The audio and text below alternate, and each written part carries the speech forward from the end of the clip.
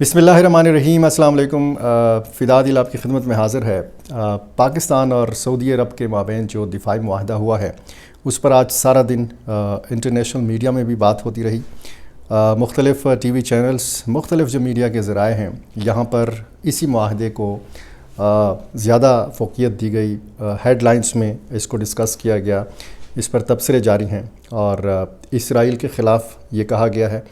और अमेरिका के ख़िलाफ़ ये कहा गया है कि असल में ये मुआहदा हुआ है। ये भी कहा जा रहा है और कुछ सवालात हैं जो आज की वीडियो में मैंने डिस्कस करने हैं और ये भी बताना है कि इस मुआहदे के पाकिस्तान में जो सूरत हाल है, ख़ुसूसन जो एक दहशत गर्दी के ख़िलाफ़ जंग है या जो पाकिस्तानी सिक्योरिटी फोर्सेस के ऊपर एक जंग मुसल्लत की गई है, उस जंग पर इस मुआहदे के क्या असरात पड़ेंगे। क्योंकि कहा गया है कि सऊदी अरब पर हमला जो है ये पाकिस्तान पर हमला तस्वुर किया जाएगा और पाकिस्तान पर हमला सऊदी अरब पर हमला माना जाएगा। तो पाकिस्तान को तो एक अंदरूनी जंग का भी सामना है। ये ऐसी जंग है कि जिस पर हम कह सकते हैं कि इस जंग में पाकिस्तान पर सरहद पार से भी हमले हो रहे हैं और अंदरूनी महाज आप देखें तो अंदरूनी महाज भी गर्म हैं। बलूचिस्तान में आप सूरत हाल देखें और फिर खैबर पख्तूनख्वा की सूरत हाल आप देखें तो ये जो सूरत हाल है ये क्या रुक जाएगी? क्या अफ़गान तालिबान भी इस मुआहदे से मुतासर होंगे? क्या पाकिस्तानी जो मिलिटेंट्स हैं जो यहाँ पे लड़ाई लड़ रहे हैं पाकिस्तान के ख़िलाफ़, पाकिस्तानी फ़ोर्सेस के ख़िलाफ़, उन पर भी कोई असर पड़ेगा? ये सारे सवालात हमने डिस्कस करने हैं। ये जब दुनिया में बड़ी ताकतों का आपस में कोई मुआहदा होता है या फिर हम गज़ा की सूरत हाल देखते हैं, वहाँ पे रोज़ाना की बुनियाद पर इसराइल की तरफ से बमबारी होती है। अमेरिका की फ़ुल सपोर्ट हासिल है। कतर के ऊपर जिस तरीके से हुआ, इसराइल ने हमला किया हमास के सियासी दफ्तर के ऊपर, तो जब इस किस्म के वाक़यात होते हैं तो वो मुस्लिम ममालिक जो ताकतवर भी हैं, जिनके पास पैसा भी है, जिनके पास तेल की ताकत भी है, वो चूं तक नहीं कर सकते। अब इस मुआहदे को ये भी कहा जा रहा है कि इस मुआहदे के पीछे, यानी ये मुआहदा सऊदी अरब ने पाकिस्तान के साथ नहीं बल्कि ये चीन के साथ असल में किया है। पस पर्दा चीन है और दूसरी तरफ अगर हम देखें तो बाकायदा इसका रद्द-ए-अमल जो है ये अमेरिका ने अभी तक नहीं दिया, लेकिन अमेरिकी जो मीडिया है उस हवाले से मेरे पास जो एक रिपोर्ट है वो ये है कि अमेरिकी टीवी ने कहा है कि सऊदी अरब का अमेरिका की सिक्योरिटी ज़मानतों पर अदम एतमाद का इजहार जो है वो सामने आया है। यानी जो अमेरिका ने मशरिक़ वस्ता में मुख्तलिफ़ ममालिक को ये ज़मानतें दी थी कि जी आपकी बड़ी ज़बरदस्त किस्म की सिक्योरिटी है, अमेरिकी हिसार में हैं आप, आपकी फ़ज़ाएँ जो हैं उन पर अमेरिका का कंट्रोल है और आपका एक शानदार दिफाई निज़ाम है। अगर अमेरिका मौजूद है, अगर अमेरिकी बहरी बेड़े मौजूद हैं, अगर अमेरिकी अड्डे मौजूद हैं इन मुस्लिम ममालिक के अंदर, तो फिर ज़ाहिर है कि उनको ये बताया गया है कि जी आपको किसी किस्म की फ़िक्र करने की ज़रूरत नहीं है। लेकिन कतर के ऊपर जिस तरीके से हमला हुआ उसके बाद फिर मुस्लिम हुक्मरानों के कान भी कड़े हो गए। ये कान नहीं कड़े हुए गज़ा में रोज़ाना की बमबारी के बाद, ये कान नहीं कड़े हुए, ये एहसास नहीं जागा कि रोज़ाना की बुनियाद पर वहाँ पे जिस तरीके से नस्ल कुशी हो रही है, जिस तरीके से फ़लस्तीनियों को भूख से, कहत से मारा जा रहा है। लेकिन जब कतर के ऊपर हुआ तो फिर सबको अपनी फ़िक्र पड़ गई, सबको अपने लाले पड़ गए और ये अब मजबूरन इन्होंने पाकिस्तान का रुख किया है। पाकिस्तान ने अपना दिफाई जो सलाहियत है उसका मुज़ाहरा किया मई 2025 में, जो एक महदूद पैमाने पर हिंदुस्तान के साथ जंग हुई पाकिस्तान की, उसमें पाकिस्तान ने जिस तरीके से अपना दिफा किया, जिस तरीके से शिकस्त से दो चार किया हिंदुस्तान को, और उसके बाद मुसलसल सिफारती कामयाबियाँ भी समेट रहा है। अगर एक तरफ पाकिस्तान का जो सिफारती कद है उसमें इजाफ़ा हुआ है तो पाकिस्तान का जो दिफाई काट है उसमें भी इजाफ़ा हुआ है। ये सूरत हाल जो है ज़ाहिर है कि पाकिस्तान के मफाद में है। पाकिस्तान इस सारी सूरत हाल को बड़े एक करीब से देख भी रहा है। जिस तरीके से ईरान इसराइल और ईरान अमेरिका का मामला था, उसमें फिर हमने फील्ड मार्शल सैयद आसिम मुनीर का अमेरिका का दौरा देखा, अमेरिकी सदर डोनाल्ड ट्रंप की तरफ से उनके एजाज़ में ज़ोहराना और फिर उनकी तरफ से ये कहना कि जी میرے لیے یہ اعزاز ہے کہ میری عاصم منیر سے ملاقات ہوئی ہے۔ تو بہت سارے حوالوں سے آپ کہہ سکتے ہیں کہ دنیا بھر میں سفارت خانے ہوتے ہیں، ڈپلومیٹک مشنز ہوتے ہیں، سفیر باقاعدہ ہوتے ہیں، وزرائے خارجہ جو ہے وہ سفارتی تعلقات کو فروغ دینے کے لیے کوشش کرتے ہیں۔ لیکن پاکستان کا معاملہ تھوڑا سا الگ ہے، یہاں پر عسکری جو سفارتکاری ہے وہ ہمیں دیکھنے کو ملتی ہے۔ اب یہ ایسا نہیں ہے کہ سعودی عرب نے بلا لیا وزیر اعظم شہباز شریف کو اور فیلڈ مارشل سید عاصم منیر کو اور اسی جگہ پر ان کے سامنے فائل رکھ دی کہ جی یہ معاہدہ ہم کرنا چاہ رہے ہیں اور اس پہ دستخط ہوا۔ اس کے لیے باقاعدہ مذاکرات ہوئے ہیں، باقاعدہ بہت ساری چیزیں ڈسکس ہوئی ہیں، بہت سارے پہلو جو ہیں یہ ڈسکس ہوئے ہیں اور اس کے بعد یہ معاہدہ جو ہے یہ وجود میں آیا ہے۔ سوال یہ اٹھایا جا رہا ہے کہ جناب اگر یہ مسلمانوں کا معاملہ تھا، اگر امت مسلمہ کا کوئی فکر تھی دونوں ممالک کو، سعودی عرب کو اور پاکستان کو، تو پھر اسرائیل تو روزانہ کی بنیاد پر غزہ میں بھی حملے کرتا ہے، وہ یمن پر بھی حملہ آور ہوتا ہے، وہ باقی ممالک کو بھی نہیں چھوڑتا، اس نے ایران پر بھی حملہ کیا ہے۔ اور یہ سوال بھی اٹھایا جا رہا ہے کہ اگر ہندوستان دوبارہ کوئی آپریشن کرے گا، کوئی حملہ کرے گا پاکستان کے اوپر، تو کیا پاکستان کے دفاع کے لیے سعودی عرب آگے بڑھے گا، آئے گا اور ہندوستان پر حملہ آور ہوگا؟ اگر اسرائیل کی طرف سے خدا نخواستہ سعودی عرب کے اندر حملے ہوتے ہیں، اگر وہاں پہ حماس کی یا کوئی ایسا جواز بنا کے، ایسا بہانہ بنا کے سعودی عرب کے اندر اٹیک ہوتا ہے اسرائیل کی طرف سے، تو کیا پاکستان تل ابیب کے اوپر حملہ کرے گا؟ بہت سارے سوالات جڑے ہوئے ہیں اور یہ معاہدہ ظاہر ہے کہ کسی بھی ملک کو سعودی عرب پر یا پاکستان پر حملے سے روک تو نہیں سکتا، لیکن اتنا ضرور ہے کہ اس طرح کا حملہ کرنے سے پہلے ایک بار حملہ آور ملک جو ہے یہ سوچے گا ضرور۔ اب جس طریقے سے اسرائیل کی دھمکیاں ترکیہ کو مل رہی ہیں، جس طریقے سے پاکستان کو دھمکیاں مل رہی ہیں، پاکستان کو بھی ضرورت تھی، پاکستان کے ساتھ ساتھ سعودی عرب، خصوصاً جب ہم حرمین شریفین کے دفاع کی بات کرتے ہیں، جب ہم مکہ مکرمہ مدینہ منورہ کی حفاظت کے حوالے سے بات کرتے ہیں، تو یہ بات کی جا رہی ہے کہ اب یہ ان دونوں شہروں یا پورے سعودی عرب کا جو دفاع ہے وہ پاکستان کے حوالے کر دیا گیا ہے یا اس حوالے سے پاکستان کے ساتھ معاہدہ کیا گیا ہے۔ اس میں پاکستان کی جو ایٹمی صلاحیت ہے اس کا بھی ذکر آیا ہے، اس میں باقاعدہ طور پر جو ایٹمی ہتھیار ہیں یہ بھی سعودی عرب کے حق میں استعمال ہو سکتے ہیں، اس کے دفاع میں استعمال ہو سکتے ہیں۔ اور جب دفاع کی مختلف پرتیں، مختلف جو اس کے پہلو ڈسکس کیے گئے اس ڈیفنس معاہدے کے، تو پھر اس میں یہ پہلو بھی شامل کیا گیا تھا۔ اب اسی وجہ سے یہ کہا جا رہا ہے کہ پاکستان پہلا اسلامی ایٹمی صلاحیت والا ملک تو ہے، لیکن اب ایٹمی صلاحیت والا ملک بغیر کہ کوئی دھماکہ کیے، بغیر کوئی اعلان کیے سعودی عرب بھی بن گیا ہے۔ تو بہت سارے حوالوں سے آپ کہہ سکتے ہیں کہ بڑے لمبے عرصے بعد اہل پاکستان کو ایک خوشی کی خبر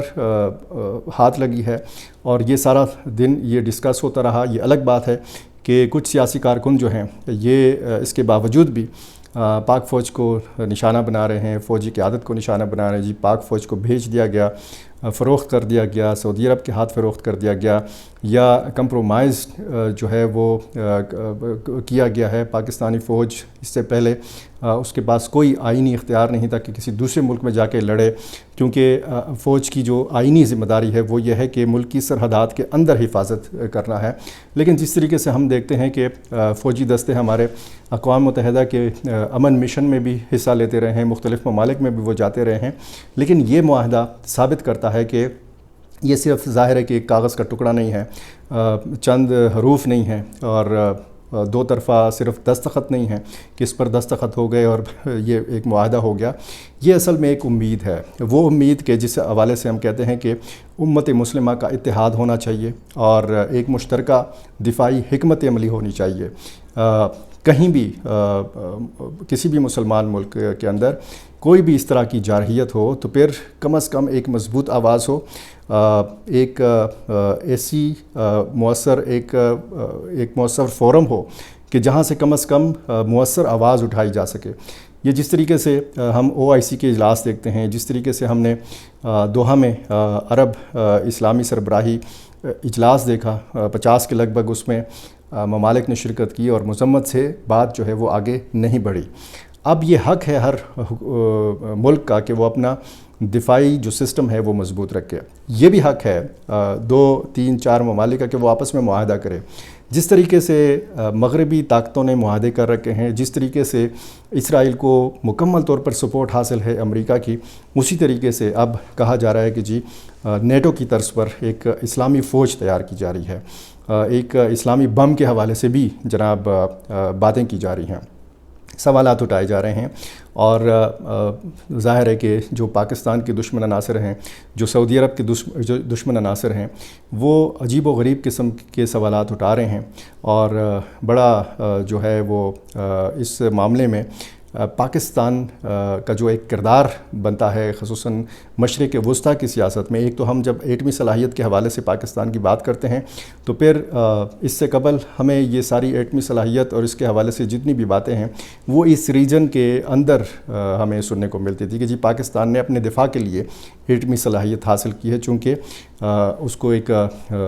مستقل دشمن بھارت کا سامنا ہے۔ لیکن اب جو پاکستان کی ایٹمی صلاحیت ہے اس کو اب مشرق وسطیٰ تک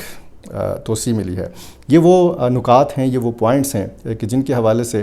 ظاہر ہے کہ مختلف حوالوں سے اس معاہدے کے جو مختلف پہلو ہیں یہ بات کی جا رہی ہے۔ اور اب یہ جو امریکی میڈیا کی طرف سے یہ کہا گیا ہے کہ جی امریکی سیکیورٹی ضمانتوں پر عدم اعتماد جو ہے یہ اب ظاہر ہے کہ ایک بہت بڑی سبکی ہے، بہت بڑی شکست ہے۔ امریکہ کی بھی اس کا اتنا زبردست جو اس کے پاس دفاعی ٹیکنالوجی ہے، یہ اس پر بھی عدم اعتماد ہے، کیونکہ اگر قطر جیسے ملک پر حملہ ہوتا ہے اور پھر یہ بھی کہا جاتا ہے کہ جی سوال اٹھایا جاتا ہے کہ جی پاکستان کو کیا ملے گا، ریال ملیں گے کہ ڈالر ملیں گے، لیکن ڈالر اور ریال سے بڑھ کر یہ بہت بڑے اعزاز کی بات ہے کہ حرمین شریفین کی حفاظت کے لیے پاکستان کی طرف دیکھا گیا ہے، سعودی عرب کی طرف دیکھا گیا ہے، اور سعودی عرب اور پھر آپ ہندوستان کے آپس کے تعلقات دیکھیں، پھر آپ دیکھیں کہ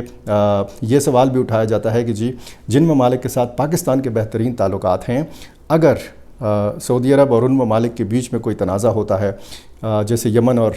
سعودی عرب کا ہوتا رہا ہے، ماضی میں ایران اور سعودی عرب کی کشیدگی ہوتی رہی لیکن ان کی آپس میں جنگ تو نہیں ہوئی، لیکن اگر اس طرح کی کوئی صورت بنتی ہے تو کیا پاکستان پھر اپنے اس دوست ملک کے اوپر حملہ کرے گا؟ دیکھیں دفاعی معاہدہ ہے، یہ کسی ایسے ملک کے خلاف نہیں ہے، لیکن اگر کوئی اس طرح کی صورتحال بنتی ہے تو پھر وہ بات کی باتیں ہیں۔ اب دیکھنا یہ ہے کہ اس ساری صورتحال میں مشرق وسطیٰ کی جو سیاست ہے اس کا کیا رخ بنے گا، اس میں کیا تبدیلیاں آئیں گی، جو معاہدے ہیں، جو وہاں پہ امریکی اڈے ہیں، جو بحری بیڑے ہیں، ان کا کیا بنے گا، امریکہ کا رد عمل کیا ہوگا، کیونکہ بڑا جیسے میں نے کہا کہ یہ معاہدہ راتوں رات نہیں ہوا، اس کے لیے باقاعدہ ہر پہلو پہ سوچا گیا ہے۔ اسی طرح امریکہ بھی ہر پہلو پہ سوچے گا اور اس کے بعد کوئی رد عمل دے گا، اسرائیل ہر پہلو پہ سوچے گا، اس کے بعد کوئی رد عمل دے گا۔ آتے ہیں جو پاکستان میں دہشت گردی ہے اس پر کتنے اثرات مرتب ہوں گے۔ سعودی عرب کے ساتھ ہمارے جو مذہبی رشتے ہیں، ہمارے جو دینی رشتے ہیں، ظاہر ہے وہاں پہ ہمارے مسلمان، افغانستان کے مسلمان، چاہے یہ پاکستان کے اندر لڑنے والی تنظیموں کے لوگ ہیں، یہ حج اور عمرہ کے لیے ظاہر ہے کہ سعودی عرب جاتے ہیں، یہ مکہ مکرمہ جاتے ہیں، زیارت مدینہ کے لیے جاتے ہیں۔ تو ایک جو دینی لگاؤ ہے سعودی عرب کے ساتھ ہمارا، اور پھر یہ اس معاہدے کے بعد ضرور یہ دیکھا جائے گا کہ پاکستان کہاں پہ سٹینڈ کر رہا ہے، پاکستان کی مسلم ممالک کے اندر کتنی زیادہ اہمیت ہے۔ جیسے ہم کابل میں دیکھتے ہیں کہ افغانستان میں باقاعدہ سعودی عرب نے اپنا سفارت خانہ کھولا، اور یہ سفارت خانہ ظاہر ہے کہ زیادہ فائدہ دے رہا ہے افغان شہریوں کو، خصوصاً جو عمرہ اور حج کی ادائیگی کے لیے جاتے ہیں تو ان کے لیے بہت ساری مشکلات حل ہوئی ہیں۔ اسی طرح جو سفارتی تعلقات ہیں وہ بڑے ہیں سعودی عرب اور افغان طالبان کے بیچ میں۔ تو افغان طالبان کو بھی اب یہ دیکھنا ہے، کیونکہ پاکستان کا جو ایک بڑا چیلنج ہے وہ تنظیمیں ہیں کہ جو پاکستان کے اندر سرگرم ہیں۔ اب کیا یہ سوال بھی اٹھایا جا رہا ہے کہ کیا اس حوالے سے بھی سعودی عرب مددگار ثابت ہو سکتا ہے، کیا افغان طالبان کے اوپر دباؤ بڑھایا جا سکتا ہے، جس طریقے سے چین کا دباؤ ہے، جس طریقے سے روس کا، ایران کا، تاجکستان کا دباؤ ہے افغان طالبان کے اوپر اس کی سرزمین کے استعمال کے حوالے سے، تو کیا اس میں اب سعودی عرب بھی اپنا کردار ادا کر سکتا ہے؟ یہ ایک بہت بڑا سوال ہے۔ آنے والے دنوں میں اس معاہدے کے بہت سارے اثرات ہمیں دیکھنے کو ملیں گے، اور خصوصاً ہم وہ بات تو کر رہے ہیں کہ جس سعودی عرب پر باہر سے حملہ ہوگا، پاکستان پر باہر سے حملہ ہوگا، تو پھر یہ دونوں ممالک اس حملے کو ایک دوسرے پر جو ہے وہ حملہ تصور کریں گے، یعنی سعودی عرب پر ہوگا تو پاکستان پر حملہ تصور کیا جائے گا۔ پاکستان کو جس جنگ کا سامنا ہے وہ کوئی باہر سے ایسی جنگ نہیں ہے کہ کوئی لشکر آ رہا ہے، کوئی فوج آ رہی ہے، باقاعدہ سرحدوں پر لڑائی ہے، پراکسی وار ہے، اور اس میں باقاعدہ ان تنظیموں کو سپورٹ کیا جاتا ہے۔ بلوچستان آپ دیکھ لیں، خیبر پختونخوا آپ دیکھ لیں، تو اس میں سوال یہ ہے کہ اس معاہدے کے کتنے اثرات ہوں گے اس ساری صورتحال کے اوپر۔ یہ ظاہر ہے کہ اس معاہدے کی جو بہت ساری تفصیلات ہیں وہ سامنے نہیں آئیں۔ صرف یہ نہیں ہے کہ جی ہم نے تو ایک فائل دیکھی، اس پہ سائن دیکھے اور بہت خوشگوار تصویریں ہم نے دیکھی ہیں، بہت شاندار پروٹوکول ہم نے دیکھا، استقبال ہم نے دیکھا وزیر اعظم شہباز شریف کا، فیلڈ مارشل سید عاصم منیر کا، لیکن اس معاہدے کے اندر مزید کیا ہے، اس کی تفصیلات کیا ہیں، وقت کے ساتھ ساتھ کی تفصیلات بھی سامنے آئیں گی، اور جو بھی نئی چیزیں ہوں گی میری کوشش ہوگی کہ میں بروقت آپ تک پہنچا سکوں۔ میرا چینل آپ نے ابھی تک سبسکرائب نہیں کیا، یہ کر لیجئے، مجھے اپنی رائے سے ضرور نوازا کیجئے، اور یہ ضرور بتایا کیجئے کہ آپ کہاں سے اور کون سے ملک سے، کون سے شہر سے مجھے دیکھ رہے ہیں اور سن رہے ہیں۔ بہت شکریہ۔